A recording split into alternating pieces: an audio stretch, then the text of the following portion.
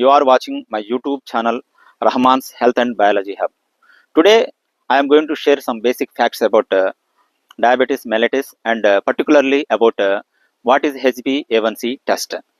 మనందరికీ తెలుసు diabetes mellitus అంటే ఇట్స్ ఎ మెటబాలిక్ డిజార్డర్ అని, రక్తంలో అధికమైనటువంటి చక్కెర స్థాయిని మనం షుగర్ వ్యాధి అంటాం తెలుసు.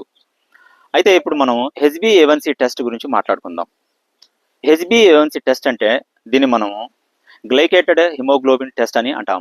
అంటే ఇది సాధారణంగా మన శరీరంలో గత 3 నెలలుగా మనం రక్తంలో గ్లూకోజ్ స్థాయిలు ఎలా ఉన్నాయి అని తెలుసుకోవడానికి చేసేటువంటి పరీక్ష.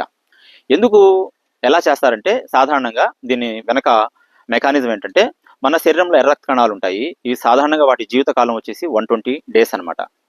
అయితే ఈ ఎర్ర రక్త కణాల గురించి ఎందుకు మాట్లాడుతున్నా అంటే ఎర్ర రక్త కణాల్లో హిమోగ్లోబిన్ అని ఒక ప్రోటీన్ ఉంటుంది. అది సాధారణంగా ఆక్సిజన్ని గ్లూకోజ్ని కణాలకు తీసుకెళ్లి అక్కడ సెల్ రెస్పిరేషన్ జరగడానికి తోడ్పడుతుంది. కాబట్టి మనకు కావాల్సిన ఈ గ్లూకోజ్ అనేది ఎప్పుడు కూడా రక్తంలో హిమోగ్లోబిన్కి అటాచ్ అయి ఉంటుంది. కాబట్టి హిమోగ్లోబిన్ని స్టడీ చేయడం ద్వారా మనం సాధారణంగా ఇదే గ్లైకేటెడ్ హిమోగ్లోబిన్ టెస్ట్ HbA1c చేయడం ద్వారా మనం యావరేజ్ తెలుస్తుంది అనమాట. అంటే గత 2 నెలలుగా 3 నెలలుగా మన శరీరంలో రక్తంలో చక్కెర స్థాయిలు ఎలా ఉన్నాయనేటువంటి యావరేజ్ తీసుకోవడం కోసం ఈ టెస్ట్ చేస్తాం. అయితే ఈ విలువలను ఒకసారి మనం నోటీస్ చేసినట్లయితే మనం HbA1c టెస్ట్లో 5.7 కంటే తక్కువగా ఉన్నట్లయితే మన శరీరంలో అస్సలు డయాబెటీస్ లేదని అర్థం. అంటే మనకి షుగర్ వ్యాధి లేదని చెప్పుకోవాలి. అలా కాకుండా 5.7 నుంచి 6.4 వరకు ఉందనుకోండి, మనము ప్రీ డయాబెటీస్ స్టేజ్లోకి ఎంటర్ అయినట్లు లెక్క. అలా కాకుండా 6.4 కంటే ఎక్కువగా ఉన్నట్లయితే మనకు షుగర్ వ్యాధి వచ్చిందని మనం భావిస్తాం. సాధారణంగా ఇది ఎందుకు ఉపయోగపడుతుందంటే మన యొక్క లెవెల్స్ని తెలుసుకోవటం కోసం. ఇది మన యొక్క శరీరంలో మనం తినే ఆహారానికి మన షుగర్ లెవెల్స్ ఎలా పెరుగుతాయని తెలుసుకోవడానికి డాక్టర్స్ చేసేటువంటి పరీక్ష.